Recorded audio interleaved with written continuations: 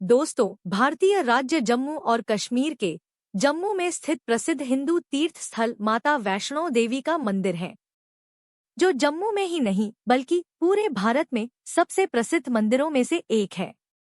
नवरात्रि पर्व के दौरान यहाँ भारी संख्या में तीर्थयात्री आते हैं। वैष्णो देवी मंदिर के ऊपर भैरव बाबा का एक प्रसिद्ध मंदिर है। सर्दियों के दौरान यहाँ बर्फबारी होती है। ग्रीष्मकाल के दौरान तापमान पर्यटकों के लिए उपयुक्त होता है। आओ जानते हैं इस मंदिर के कुछ रहस्य। तो दोस्तों, यह जानने से पहले यदि आप हमारे चैनल पर नए हों तो चैनल को सब्सक्राइब अवश्य कर लें ताकि वीडियो का नोटिफिकेशन आप तक पहुंच सके। दोस्तों, लगभग 5200 फीट की ऊंचाई पर त्रिकुटा पहाड़ी पर स्थित यह भारत में तिरुमला वेंकटेश्वर मंदिर के बाद दूसरा सर्वाधिक देखा जाने वाला धार्मिक तीर्थ स्थल है। कटरा से ही वैष्णो देवी की पैदल चढ़ाई शुरू होती है, जो भवन तक करीब 13 किलोमीटर और भैरव मंदिर तक 14.5 किलोमीटर है। त्रिकुटा की पहाड़ियों पर स्थित एक गुफा में माता वैष्णो देवी की स्वयंभू 3 मूर्तियां हैं। देवी काली दाएं, सरस्वती बाएं और लक्ष्मी मध्य पिंडी के रूप में गुफा में विराजित है। इन तीनों पिंडियों के सम्मिलित रूप को वैष्णो देवी माता कहा जाता है। इस स्थान को माता का भवन कहा जाता है। पवित्र गुफा की लंबाई 98 फीट है। इस गुफा में एक बड़ा चबूतरा बना हुआ है। इस चबूतरे पर माता का आसन है, जहां देवी त्रिकुटा अपनी माताओं के साथ विराजमान रहती हैं।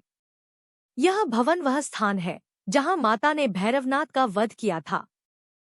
प्राचीन गुफा के समक्ष भैरव का शरीर मौजूद है और उसका सिर उड़कर 3 किलोमीटर दूर भैरव घाटी में चला गया और शरीर यहां रह गया। जिस स्थान पर सिर गिरा, आज उस स्थान को भैरवनाथ के मंदिर के नाम से जाना जाता है।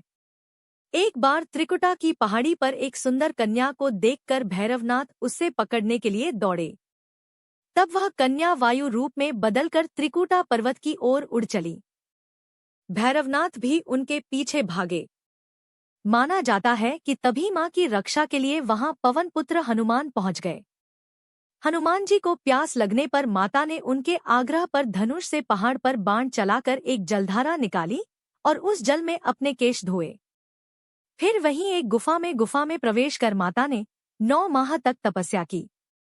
हनुमान जी ने पहरा दिया। उस दौरान एक साधु ने भैरवनाथ से कहा कि तू जिसे एक कन्या समझ रहा है वह आदिशक्ति जगदम्बा है, इसलिए उस महाशक्ति का पीछा छोड़ दे। भैरवनाथ ने साधु की बात नहीं मानी। तब माता गुफा की दूसरी ओर से मार्ग बनाकर बाहर निकल गई।